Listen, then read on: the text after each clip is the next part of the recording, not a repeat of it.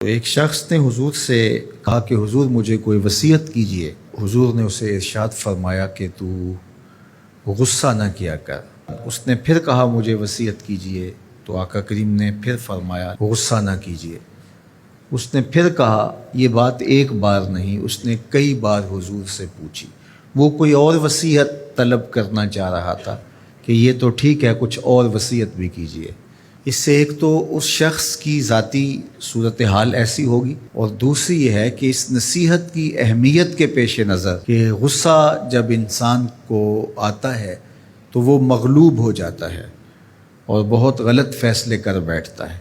اس لیے بار بار ایک نصیحت پر تاکید کرنا اور اس کا تکرار کرنا اس امر کی طرف توجہ دلاتا ہے کہ ہمیں معاملات کے اندر بہت معتدل رہنے کی ضرورت ہوتی ہے۔ جو شخص غصے کو نافذ کرنے کی طاقت رکھتا ہے، ایک تو ہوتا ہے کہ بندہ غصے سے خود اپنے آپ کو بے چین کرے گا، لیکن اپنے غصے کو نافذ نہیں کر سکتا، غصہ نکال نہیں سکتا، خود پیچ و تاب کھائے گا۔ لیکن یہ وہ شخص ہے جو غصے کو نافذ کر سکتا تھا، اس کے پاس طاقت تھی، لیکن اس نے اس کے باوجود غصے کو ضبط کیا۔ حضور علیہ السلام نے ارشاد فرمایا، قیامت کے دن اللہ تعالیٰ لوگوں کے سامنے اسے بلائے گا، تو اللہ تعالیٰ اسے اختیار دے گا کہ جنت کی حوروں میں سے جس کے ساتھ تم نکاح کرنا چاہتے ہو، جس کے ساتھ تم رہنا چاہتے ہو، تمہیں اس کا اختیار دیا گیا ہے، اس لیے کہ تم نے اپنے غصے کو ضبط کیا، اس کو نافذ کرنے کی طاقت کے باوجود۔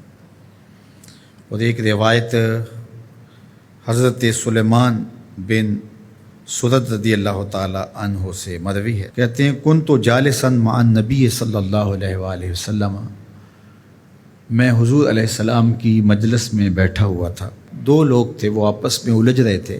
ان میں سے ایک شخص کا چہرہ غصے سے سرخ ہو گیا، رگیں پھولی ہوئی تھیں، اور ایک دوسرے کے لیے سب و شتم کا ماحول پیدا ہو گیا تھا۔ اللہ کے رسول صلی اللہ علیہ وآلہ وسلم نے ارشاد فرمایا، میں ایسا کلمہ جانتا ہوں کہ اگر یہ کلمہ پڑھ لیں تو ان کا یہ غصہ زائل ہو جائے گا، ان کی جو کیفیت ختم ہو جائے گی۔ اور وہ کیا ہے؟ اعوذ باللہ من الشیطان الرجیم۔ یہ پڑھ لیں تو جو ان کے اندر ہے وہ چلا جائے گا۔ تو لوگوں نے اس شخص کو کہا جس کی رگیں پھولی ہوئی تھی اور غصے سے اس کا چہرہ سرخ ہوا جا رہا تھا کہ تعوذ پڑھو، اعوذ باللہ من الشیطان الرجیم پڑھو۔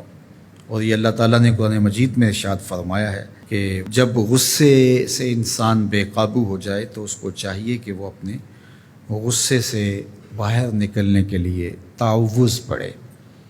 ایک روایت میں ہے، اللہ کے محبوب نے ارشاد فرمایا، تم میں سے اگر کوئی شخص غصے میں آئے تو وہ خاموش ہو جائے، تو خاموشی سے غصے کا لیول نیچے آنا شروع ہو جائے گا۔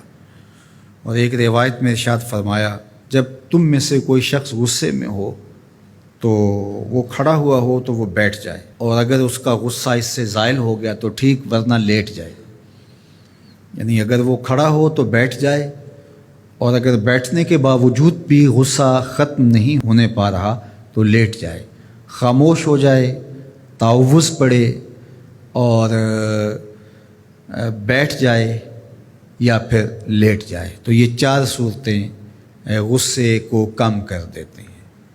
تو غصے کو نافذ کرنے کی بجائے کوشش کرنی چاہیے کہ غصہ جو ہے وہ فروغ ہو جائے، چونکہ غصے میں انسان ایسے امور کر لیتا ہے کہ بعد میں اس کو سخت پچھتاوا ہوتا ہے۔